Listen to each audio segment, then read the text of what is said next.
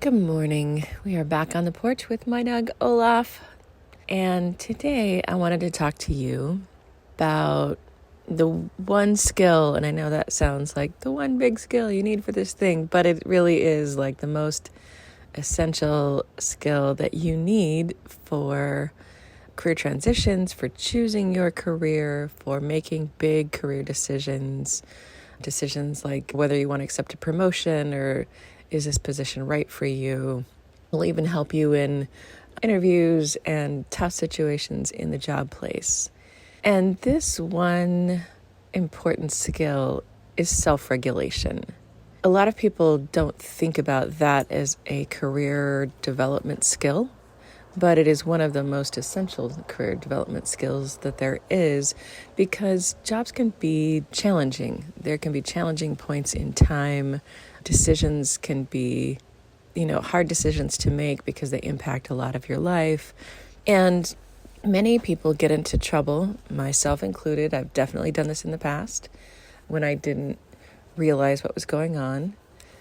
But a lot of people will get into a stressful situation and make a snap judgment or react or make a decision based out of fear, things like that. And so self-regulation, however you do that, I don't think that there's one right way, but self-regulation is important because if you are at work and your coworkers are, there's the train. If you're new to this series, I live in a little tiny town in Alaska, and I live right at the airport, which is actually also pretty near the railroad as well.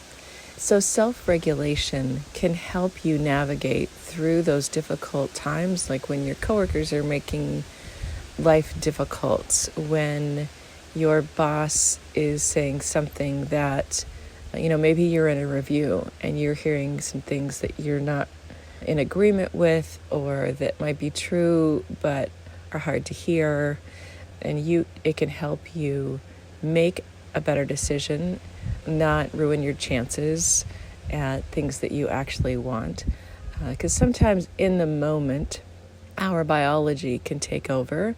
And I'm not going to say our emotions take over because your emotions are really important in the mix of making decisions. They are a piece of the puzzle, and I'm going to say your biology because it's not the fact that I'm happy, sad, mad, glad that is the problem. It's that I get upset and I get defensive, or I will, go into fight, flight. My biology, my natural instincts start taking over. And that is true for everyone. That is not a gendered experience. Wow, it's train day. I should have looked at the time. I don't really keep track of when the train goes. But that ability to keep, our fight, flight, freeze, flock, fawn, flop response in check, but just being aware of it. So this can look like things like if you're going into a review at work, knowing that there will very likely be some feedback and there might be feedback that's hard to hear. And so knowing that a natural response for a human is to be defensive. We want to deflect things that don't feel good because we like to go towards pleasure and away from pain. And knowing that and having a response ready. One of my favorite responses to things that are hard to hear when I need a moment, I need to sleep on it, or I don't want to react right in the moment, is thank you for telling me. And sometimes I get some pushback on the phrase, thank you for telling me, because they're like, I'm not thankful for hearing that. I didn't want to hear that. Or that was mean and cruel. And the way I think of it, sometimes I'm like, that's good to know. I didn't realize I was doing that. Or, yep, I can see where that feedback's coming from. It's not exactly where you think it's coming from, but I know how to solve that. So I appreciate knowing kind of the spinach in your teeth. You're like, I don't like somebody telling me I've got food in my teeth, but also thank you for telling me because I don't want to walk around with food in my teeth either. But sometimes when people are really far off, I've had some things said to me in the workplace that were so wild and so off base or so offensive or inappropriate that I'm kind of glad they said the quiet part out loud. I'm glad to know that that's who I'm dealing with, because I thought I was dealing with a colleague or a friend, somebody that was on my side, and they say something. And I'm like, oh, we're not. You are not on my side. You do not want me to succeed for whatever reason that I don't know that I care about. But it's good to know what I'm dealing with. This can work with friends. It can work with people in your family. It can work especially if you have this idea or this dream that's in the infancy stage and you tell your family members and you're like, that's not gonna work. If you just say, thank you for telling me. Thank you for sharing that with me. It's really good to know that that person isn't a person you should be sharing your future dreams with at this point. They're not in a space to support you, or they're not capable of supporting you in the way that you need. And I'm not saying we can't have feedback. Feedback is fantastic. It just needs to be kind, loving, constructive, all of those good things.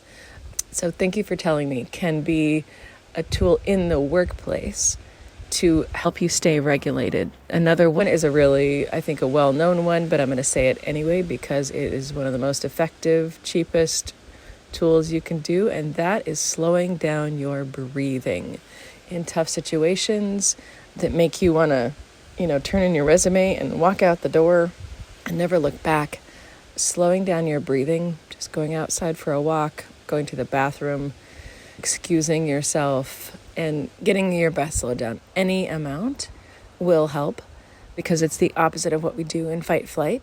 And you can do that, you can slow your breathing down in a meeting, in the event, on the phone with somebody, and they won't necessarily know. You don't have to go to a quiet place to get it done and for the effects to start working. There are lots of things like that. Opening up your stance, putting your legs up the wall, basically anything that is opposite of what you would do if somebody was attacking you, if a bear was chasing you. Whatever you do in fight flight, do the opposite of it, and it will signal to your body that you are actually safe and it doesn't need to armor up for a fight or to run or to flee or faint or anything like that. Other tools can be, talking to a friend, going out for a run. If you have had several months of just really tough situations at work and it's infuriating, but you're in a really good job and you are primed for the next promotion and you don't want to blow it, and it makes sense in the rest of your life to stay and manage through this sticky season, find support. You could find, a therapist, a coach. If you have a good friend group, you could find a networking group. I remember when I was in IT, not that there are a lot of women in STEM and IT now, but there were way fewer when I was in it. And it was really helpful to meet every so often with a group of women in tech so that we could share, oh yeah, that's really hard, or this is a strategy I've used for this, or this is how we navigate around this block. And it was really helpful as a way to self-regulate in a situation that I wanted to stay in for the moment. It was just difficult in that moment. So think of all the ways that you keep yourself calm and regulated. And if you don't have any, this is a really good time to start assembling your toolkit of ways that you can regulate your reactions to things, not regulating your emotions like pushing them down. I want to be really clear. We're not talking the stoic, have no feelings. That's not at all what I'm talking about. I'm talking about processing through that emotion, sometimes quick in the moment. So slow breathing is quick in the moment so you can stay in a regulated place. And I would offer to you that when people say, I want to be calm and rational, I even use those words because I was raised in this culture too, and I'm still working through it. But instead of calm and rational, use the word regulated. I'm regulated. I feel safe. So how do you get to a place where you feel safe so you can continue down the path of your career, or even just a better job, or just the next right step for you? Because the closer you get to the things that you want and the career that you want and the roles that you want, the life that you want, the scarier it's going to be and the more you're going to need these tools. So it's definitely worth practicing them now. I hope that's helpful.